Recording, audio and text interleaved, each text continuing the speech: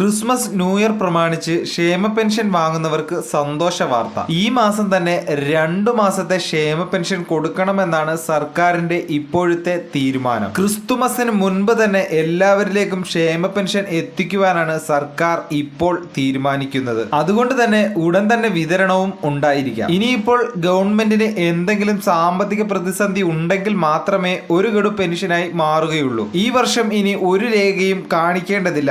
അടുത്ത 2025 പുതിയ നിയമം ഉണ്ടാവുക. ഇനി അടുത്ത മറ്റൊരു അറിയിപ്പാണ് കേന്ദ്ര ഗവൺമെന്റിന്റെ 60 വയസ്സിന് മുകളിലുള്ള എല്ലാവർക്കും പെൻഷൻ സ്കീമിലേക്കുള്ള അപേക്ഷകൾ സമർപ്പിക്കേണ്ട സമയമായി. അടുത്തുള്ള അക്ഷയ കേന്ദ്രങ്ങൾ വഴിയാണ് അപേക്ഷകൾ സമർപ്പിക്കേണ്ടത്. അപ്പോൾ എല്ലാവരും മറക്കാതെ തന്നെ ഈ അപേക്ഷകൾ സമർപ്പിക്കേണ്ടതാണ്. അപ്പോൾ ഈ ചാനൽ ആദ്യമായി കാണുന്നവരാണ് എങ്കിൽ ഒന്ന് സബ്സ്ക്രൈബ് ചെയ്ത് വെക്കുക. കാരണം ഇതുപോലുള്ള ഇൻഫർമേഷൻ പെട്ടെന്ന് തന്നെ നിങ്ങളിലേക്ക് എത്തുവാൻ അത് സഹായിക്കുന്നതായിരിക്കും.